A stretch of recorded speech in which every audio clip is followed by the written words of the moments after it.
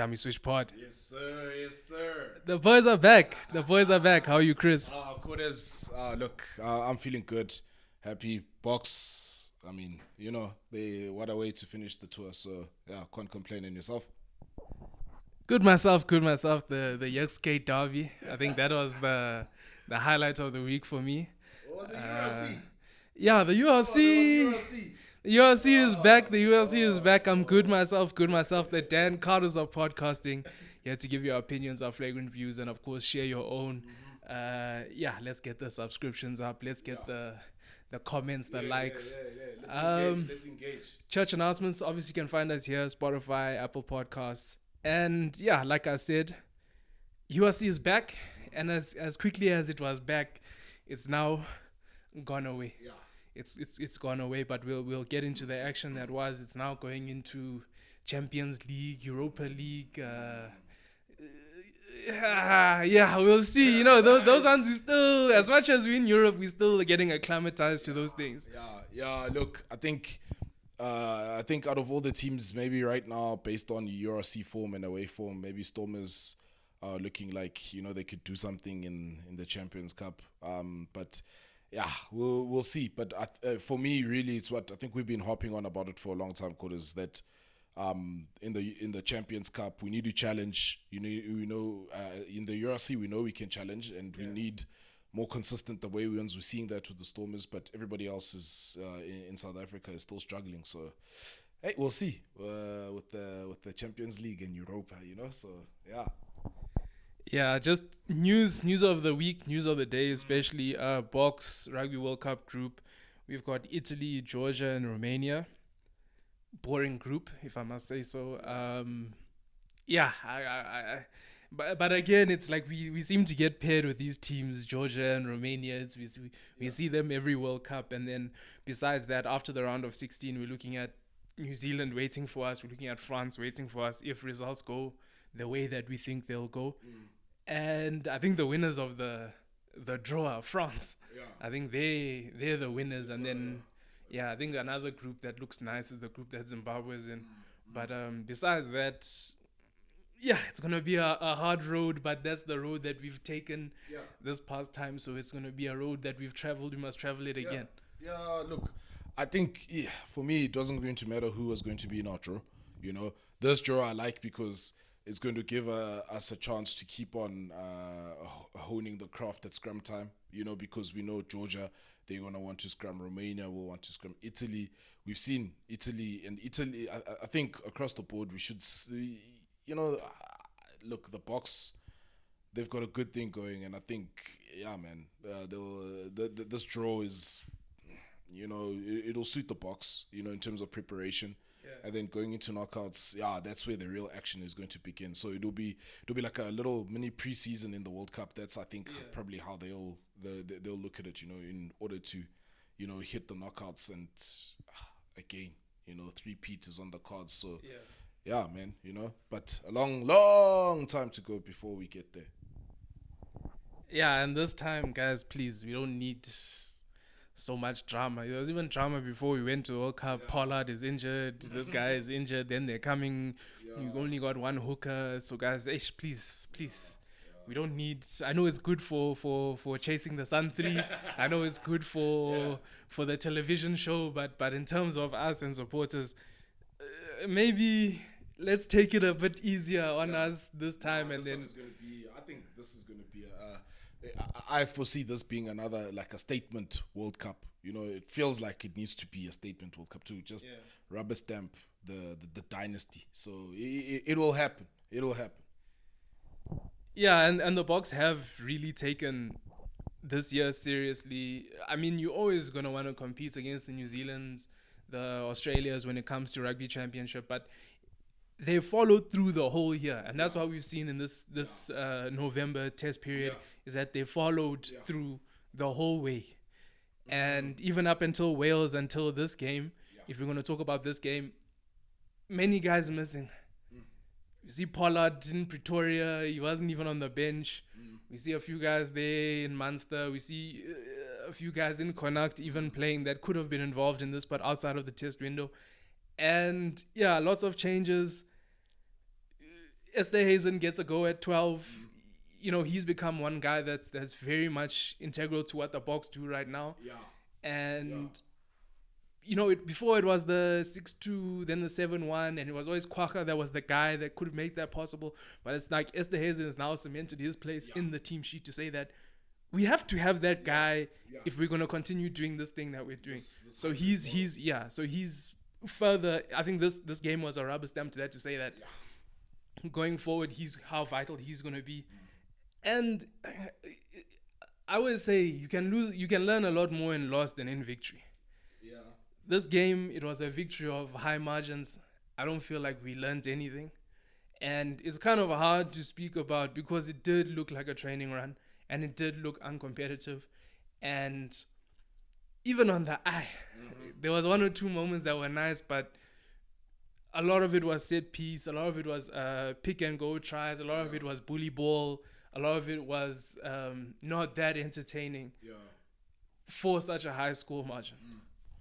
But again, I think with that, you can say all that because the fact that they executed the basics of Bok rugby, that's I think what we saw on showing that, for me that's the big takeaway from it, is that you can see that, like I've been saying, this is a regiment. Doesn't matter who comes in, Alpha team, Bravo team, Charlie can be mixed up, but guys are coming in and they delivering, and that's sort of almost like where a team like France is not at, where they've been trying to get there. And I mean, they were one of the first to have such a big squad and rotation, all these stacked squad, but not able to get the consistent results, that would bring them a World Cup. Yeah, maybe Six Nations, okay, but so with the Boks, I think it's just showing that there is that blueprint. You can, I mean, if you just execute your basics, you carry strong, you scrum well,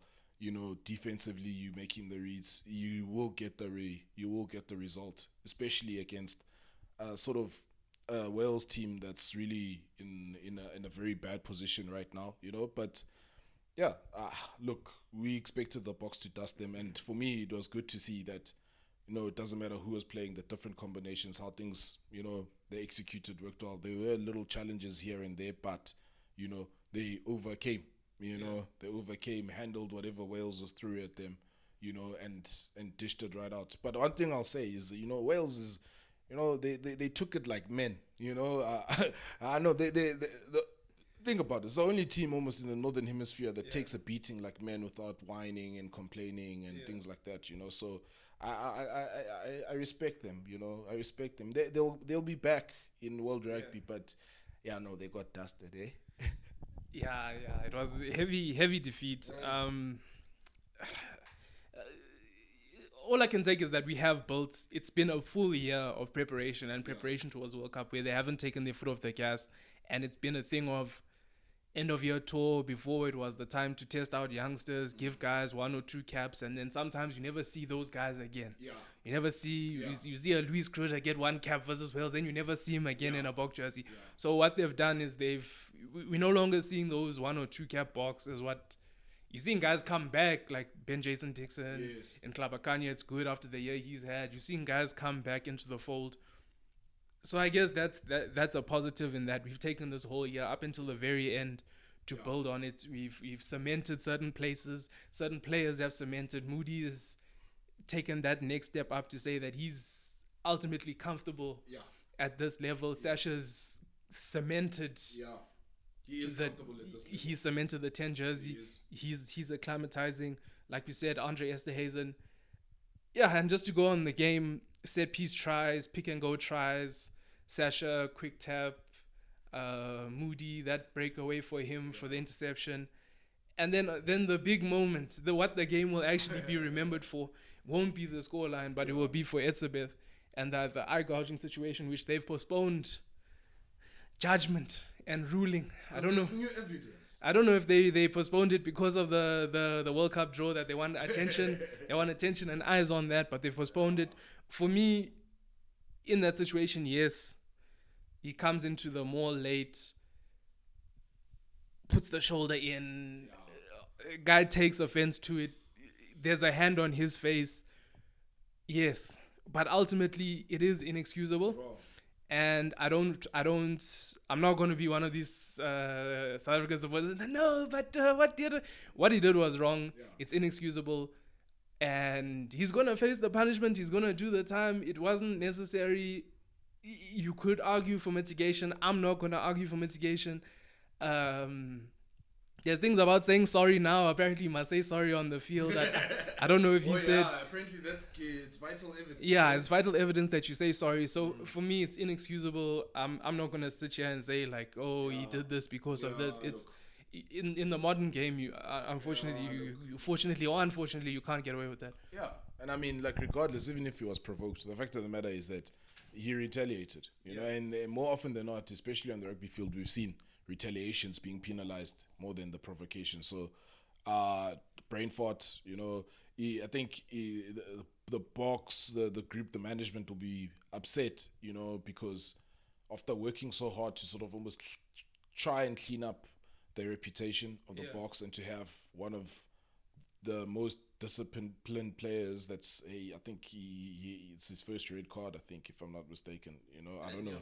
I'm not too sure, but I haven't seen him get too many red cards. You know, so and to have that sort of player, you know, over 100 caps, you know, to be sent off for something like that, definitely it's inexcusable, you know, because he's not that young, hot-tempered guy anymore, so he should know better. And he let himself down, the team down, and he'll take it, we'll move on, and we keep it moving, man.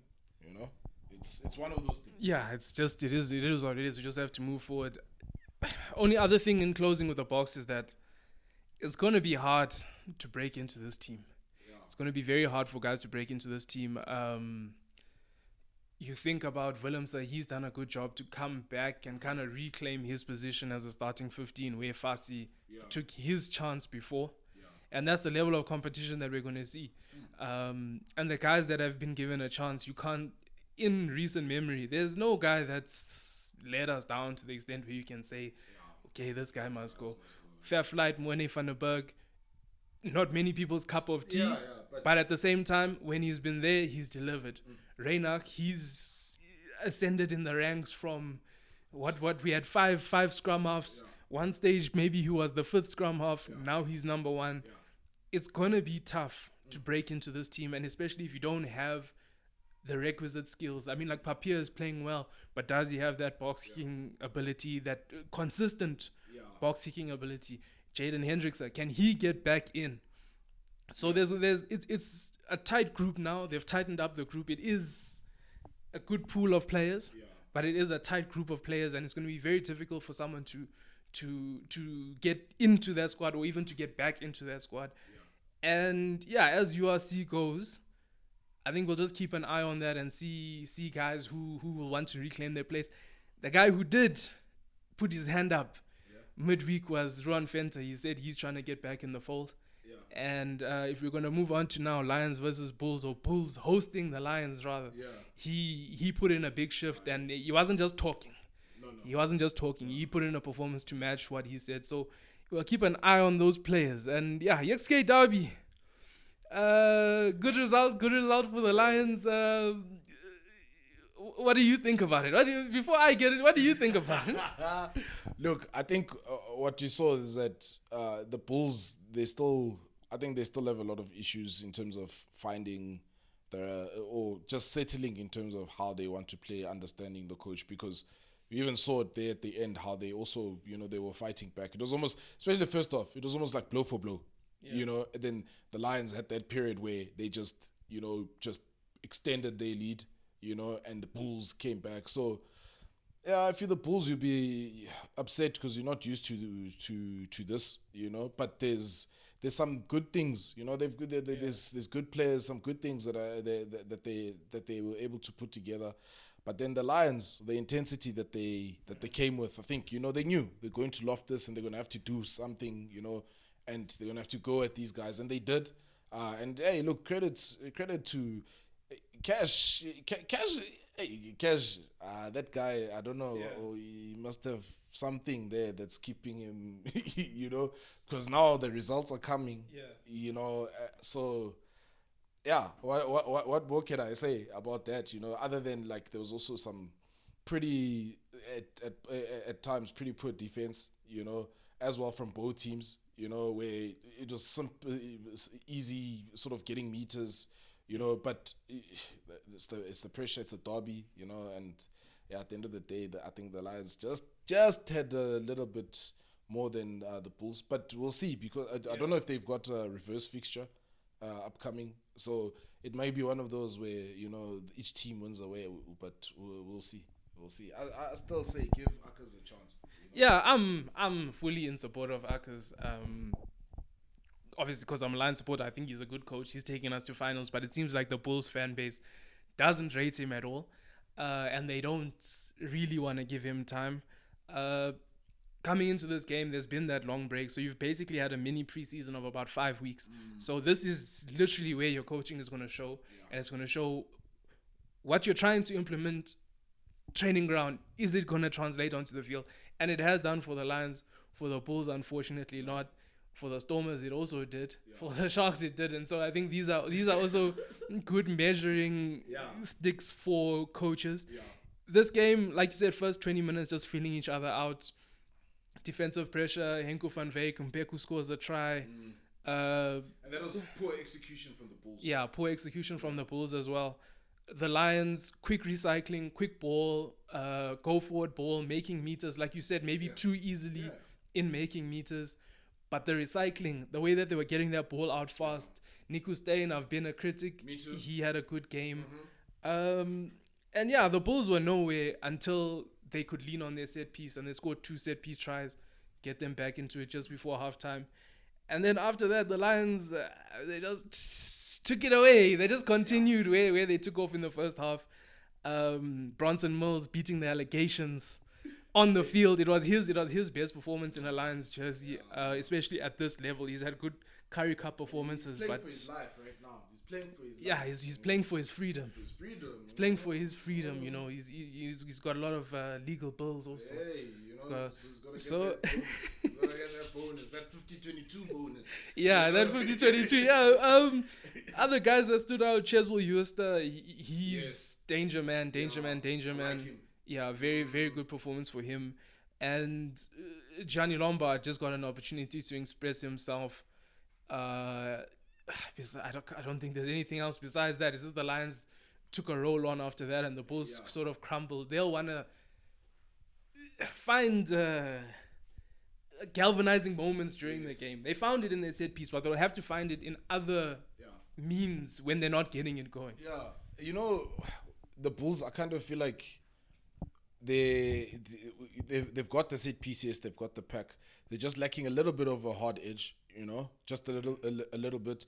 The Sheriff he's coming back. Maybe he'll bring that because he's been out for a while, So they will have guys that will be coming back. But I think maybe for me is just the concern is just how the back lines at times is not, like that first try, how they're not gelling properly. How they're not gelling. They're missing each other. The timing is a bit off. And I was just thinking, maybe, a specialist coach, attack coach.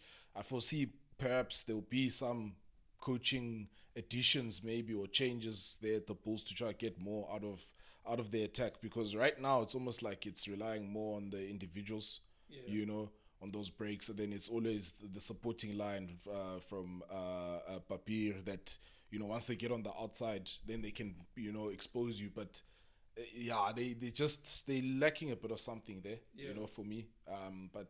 But yeah, Cheswell Euster, I think he's one definitely to look out for. There's a lot of guys, just leaning a bit on what you were talking about with the Boks guys, getting back a tight-knit group. But I still think there's jobs for guys, because next year is still a long year. A lot of things can happen. So, but yeah, Lions just a little bit too much. Once they get that roll on, it's almost like they were playing at Ellis Park, the tempo that they were playing with, Chris Smith's handoff, he's got a mega handoff where Johannes faltered through. If you watch that, he faltered through, run Fenter, so man, they were just all over them, and the disjointed defense, it's just, like I say, it just looked a bit too easy, so, but hopefully for the Bulls, they can get better, but... Yeah. Hopefully not. As a Lions supporter, hopefully not. But I think they will. Yeah, They will get it together. But from an SA bigger picture point Yeah, of view, as a bigger yes. point, we want them to do well, but on a personal level, I know. Yeah. burn it to the ground.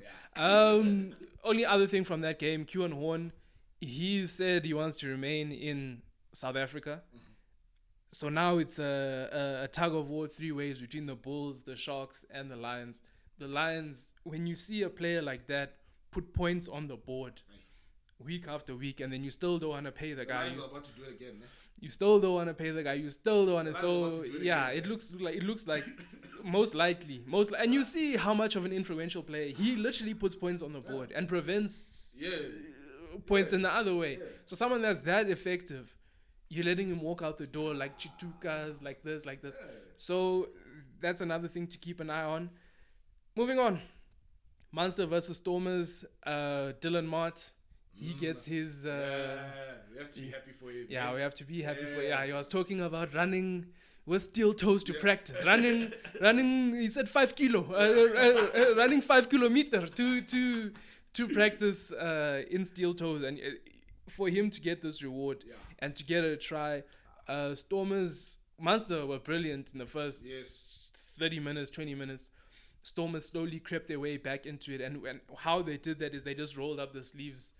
Strong set piece, strong scrum. Matongo was looking like he could be there for the box if the passport comes, and he's made his intentions clear that he does want to play for the box. So he said Beast is his guy. He's I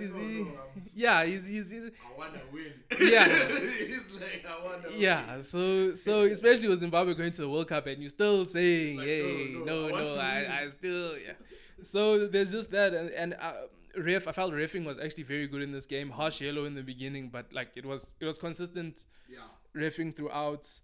And bomb squad leaning on the forwards. De Villiers man of the match. Yeah.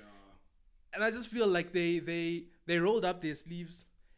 They did the hard yards, and I think there is that flair that came.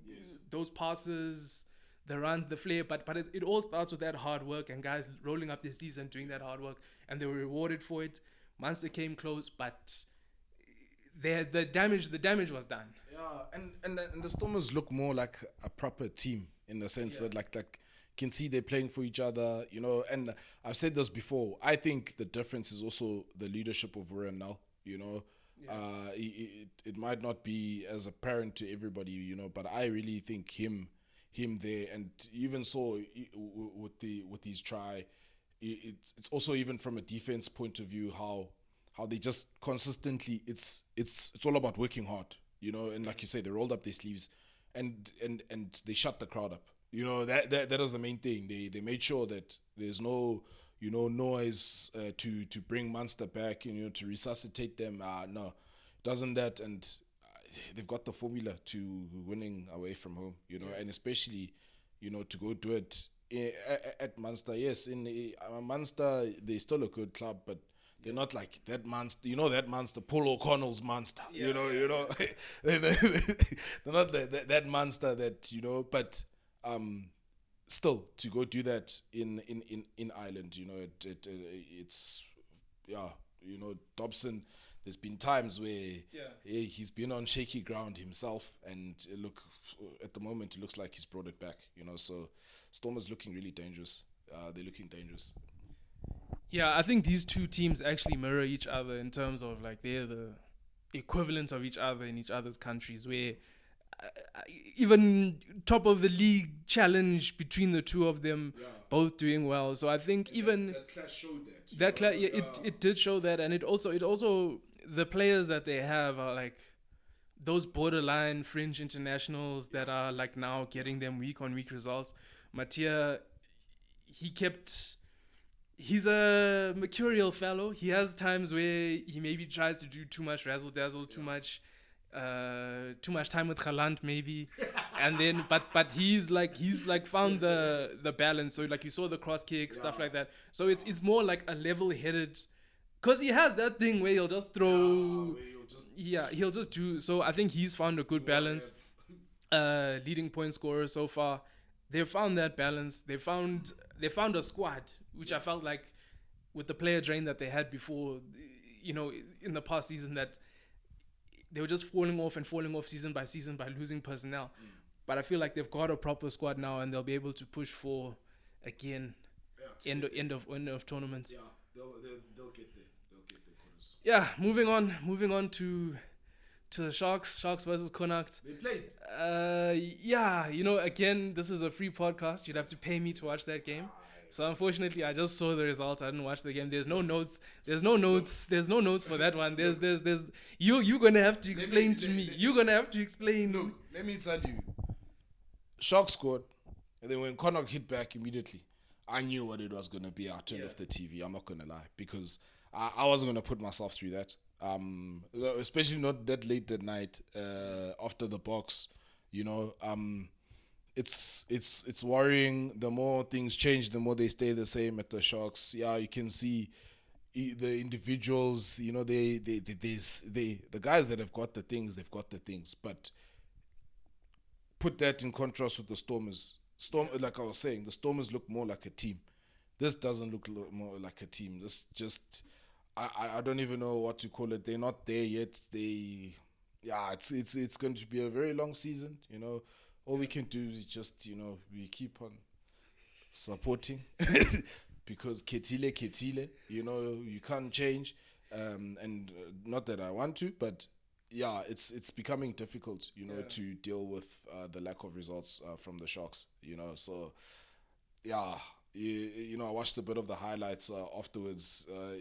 There's some good things, yes, but defensively, just from the tries that, obviously highlights just eclipse a little bit, so you don't see the whole picture. But the way that they were being scored, guys were being moved around, like, the hands that, yes, they were down a man, but it was just basic hands being, guys getting beaten by, on the outside, defense getting sucked in. It's like nothing's working over there, so, yeah, I think we must say less about these guys right now.